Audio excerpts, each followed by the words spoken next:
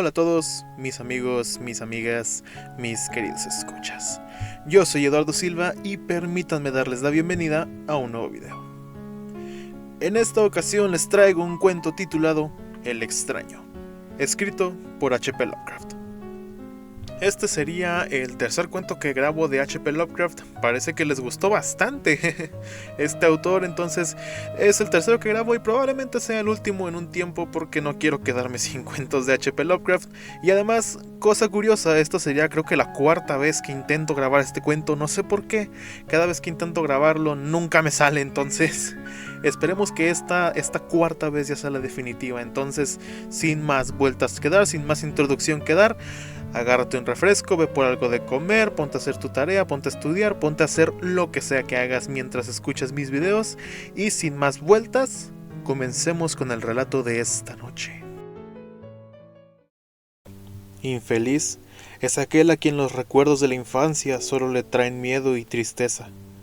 Desdichado aquel que recuerda las horas de soledad en vastos y lúgubres aposentos con colgaduras marrones y enloquecedoras hileras de libros antiguos, o que observa atónito las arboledas crepusculares de árboles grotescos, gigantescos y llenos de enredaderas que agitan silenciosamente sus ramas retorcidas en lo alto.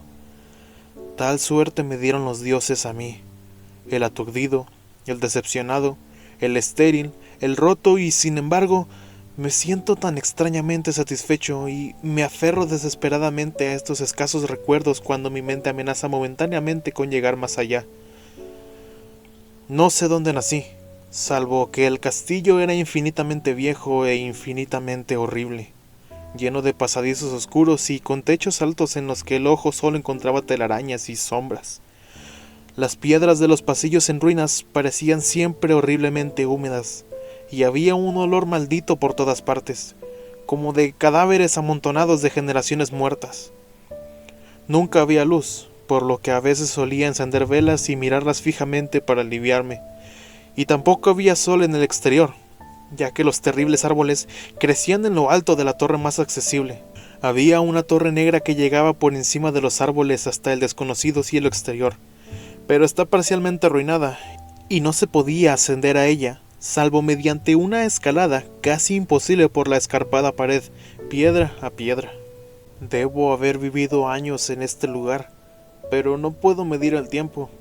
Deben de haber existido seres que se ocuparon de mis necesidades, pero no recuerdo a nadie más que a mí mismo, ni nada vivo, salvo las ratas, los murciélagos y las arañas que no hacen ruido. Creo que quien me cuidó debió ser terriblemente anciano, ya que mi primera concepción de una persona viva fue la de alguien burlonamente parecido a mí, pero distorsionado, marchito y decadente como el castillo. Para mí, no había nada de grotesco en los huesos y esqueletos que se esparcían por algunas de las criptas de piedra en las profundidades de los cimientos. Asociaba fantásticamente estas cosas con acontecimientos cotidianos, y las consideraba más naturales que las imágenes coloreadas de seres vivos que encontraba en muchos de los libros enmohecidos. De esos libros aprendí todo lo que sé. Ningún maestro me instó o guió, y no recuerdo haber oído ninguna voz humana en todos estos años, ni siquiera la mía, pues aunque había leído sobre el habla, nunca se me había ocurrido intentar hablar en voz alta. Mi aspecto era un asunto igualmente impensado, pues no había espejos en el castillo, y simplemente me consideraba por instinto como semejante a las figuras juveniles que veía dibujadas y pintadas en los libros. Me sentía consciente de la juventud porque recordaba muy poco. Fuera, al otro lado del foso pútrido y bajo los oscuros árboles mudos, a menudo me acostaba y soñaba durante horas con lo que leía en libros, y me imaginaba con nostalgia en medio de alegres multitudes en el mundo soleado más allá de los interminables bosques.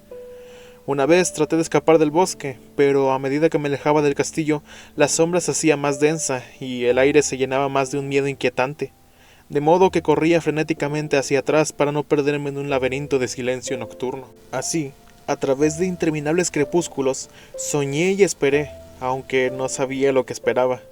Entonces, en la sombría soledad, mi anhelo de luz se hizo tan frenético que ya no pude descansar, y levanté las manos suplicantes hacia la única torre negra en ruinas que se elevaba por encima del bosque hacia el desconocido cielo exterior.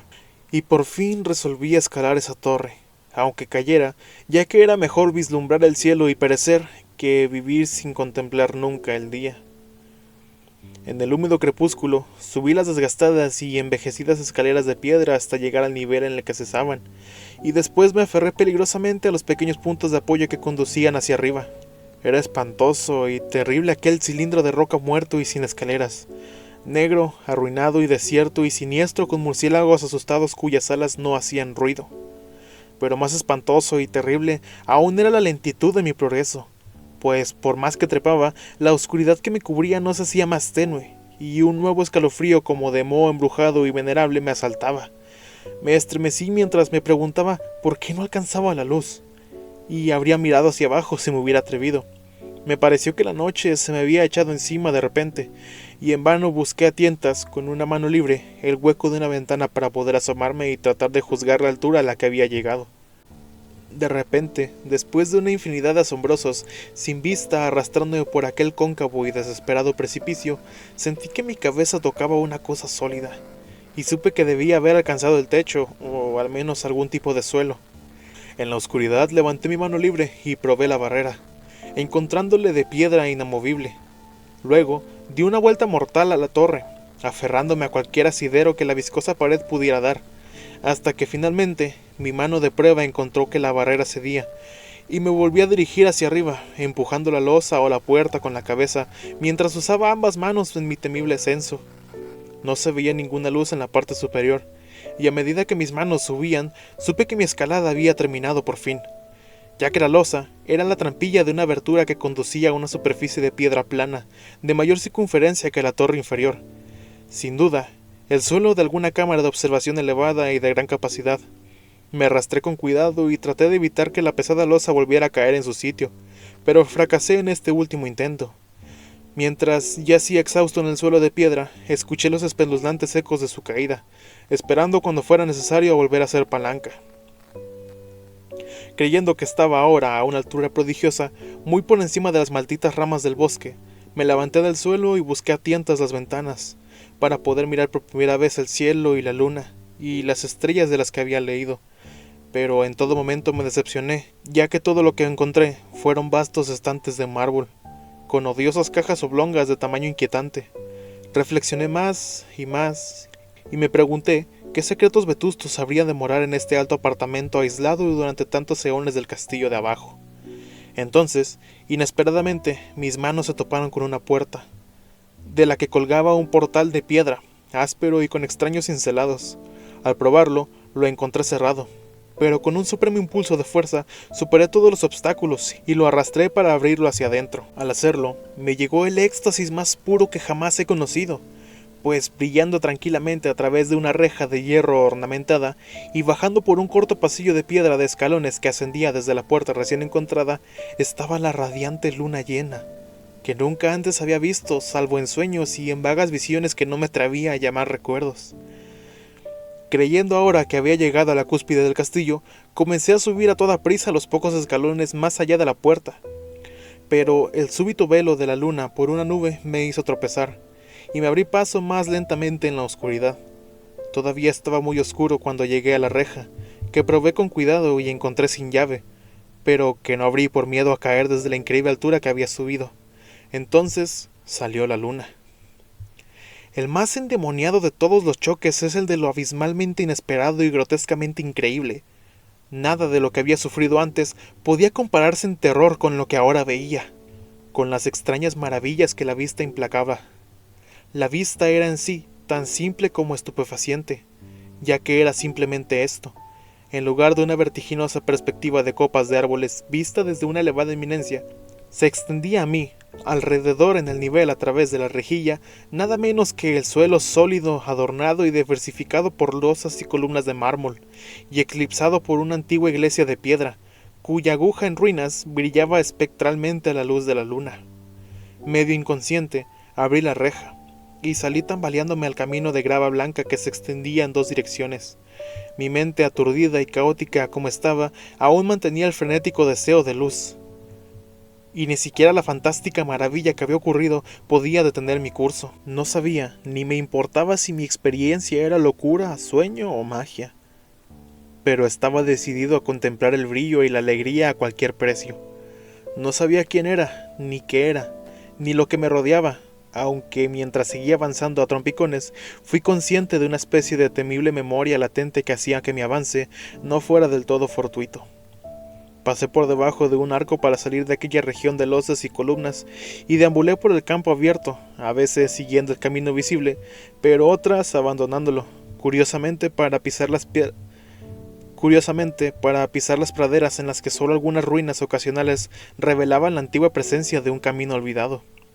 Una vez nadé a través de un río rápido donde la mampostería desmoronada y musgosa indicaba la existencia de un puente desaparecido hace mucho tiempo.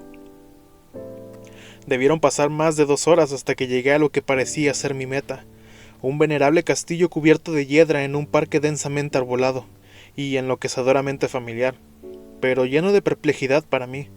Vi que el foso estaba rellenado y que algunas de las conocidas torres habían sido demolidas, mientras que existían nuevas salas para confundir al espectador. Pero lo que observé con mayor interés y deleite fueron las ventanas abiertas, magníficamente iluminadas y que emitían el sonido de la más alegre jerga.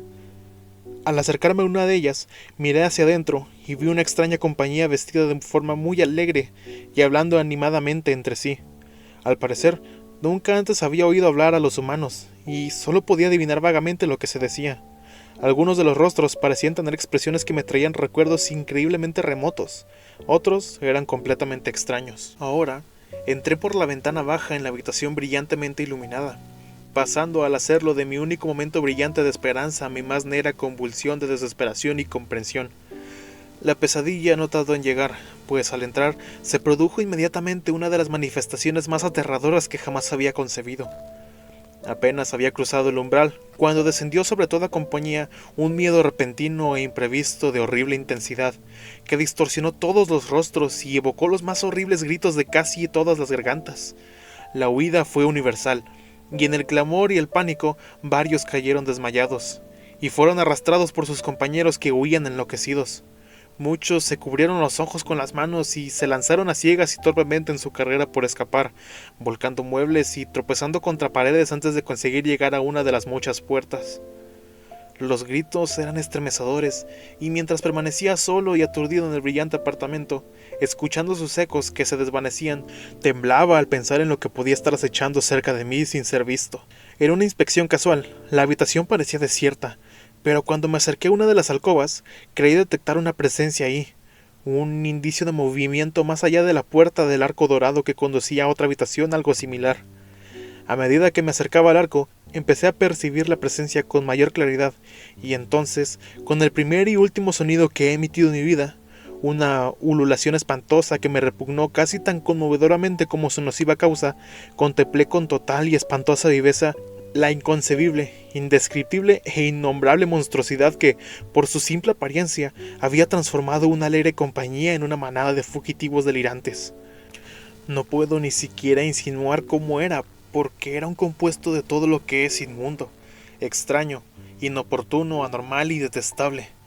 Era la macabra sombra de la decadencia, la antigüedad y la disolución, el pútrido y goteante idolón de la manzana de la revelación, la horrible exhibición de lo que la misericordiosa tierra debería ocultar para siempre. Dios sabe que no era este mundo, o que ya no es de este mundo. Pero para mi horror, vi en sus contornos carcomidos y reveladores de huesos una parodia lasciva y aborrecible de la forma humana, y en su ropa mohosa, desintegrada, una cualidad indecible que me heló aún más. Me quedé casi paralizado, pero no tanto como para hacer un débil esfuerzo por huir. Un tropiezo hacia atrás, que no logró romper el hechizo en el que el monstruo sin nombre y sin voz me tenía atrapado. Mis ojos embrujados por los orbes vidriosos que los miraban repugnantemente, se negaban a cerrarse, aunque estaban misericordiosamente borrosos y mostraban el terrible objeto, pero indistintamente, después del primer choque, intenté levantar la mano para tapar la vista, pero mis nervios estaban tan aturdidos que mi brazo no podía obedecer a toda mi voluntad. El intento, sin embargo, fue suficiente para perturbar mi equilibrio, de modo que tuve que avanzar a varios pasos para evitar caer. Al hacerlo, me di cuenta repentina y agonizantemente de la proximidad de la carroña, cuya horrible respiración hueca me pareció oír. Casi enloquecido, me vi capaz de extender una mano para alejar la fétida aparición que se acercaba tanto. cuando en un segundo cataclismo de pesadilla cósmica y accidente infernal, mis dedos tocaron la podrida pata extendida del monstruo bajo el arco dorado. No grité, pero todos los engendros diabólicos que cabalgaban en el viento de la noche gritaron por mí, cuando en ese mismo segundo se abatió sobre mi mente una única y fugaz avalancha de recuerdos que aniquilaban el alma. En ese segundo supe todo lo que había sido. No grité, pero todos los engendros diabólicos que cabalgaban en el viento de la noche gritaron por mí cuando en ese mismo segundo se abateó sobre mi mente una única y fugaz avalancha de recuerdos que aniquilan el alma. En ese segundo supe todo lo que había sido. Recordé más allá del espantoso castillo y de los árboles y reconocí el edificio alterado en el que ahora me encontraba. Reconocí lo más terrible de todo, la abominación impía que se alzaba ante mí, mirando lascivamente mientras me retiraba los dedos mancillados de los suyos. Pero en el cosmos hay bálsamo además de amargura, y ese bálsamo es Neptene. En el horror supremo de ese segundo, olvidé lo que me había horrorizado, y el estallido de la memoria negra se desvaneció en un caos de imágenes que me resonaban. En un sueño, huí de aquella pila embrujada y maldita, y corrí veloz y silenciosamente a la luz de la luna. Cuando volví al lugar de mármol del cementerio y bajé los escalones, encontré la trampilla de piedra inamovible, pero no me arrepentí, pues había odiado el antiguo castillo y los árboles. Ahora cabalgo con los macabros burlones y amistosos en el viento de la noche, y juego de día entre las catacumbas de Nefren-Ka, en el valle sellado y desconocido de Hadot, junto al Nilo. Sé que la luz no es para mí, salvo la de la luna. Sobre las tumbas de roca de Nev, ni ninguna alegría salvo las fiestas sin nombre de Nictoris, bajo la gran pirámide. Sin embargo, en mi nueva naturaleza y libertad, casi doy la bienvenida a la amargura de la alineación, porque aunque el Neftene me ha calmado, siempre sé que soy un forastero, un extraño en este siglo, y entre los que todavía son hombres, esto lo he sabido desde que estiré mis dedos hacia la abominación dentro de ese gran marco dorado. Estiré mis dedos y toqué una superficie fría e inflexible de vidrio pulido.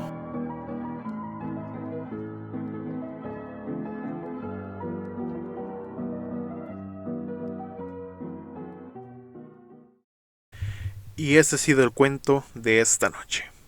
¿Qué les ha parecido?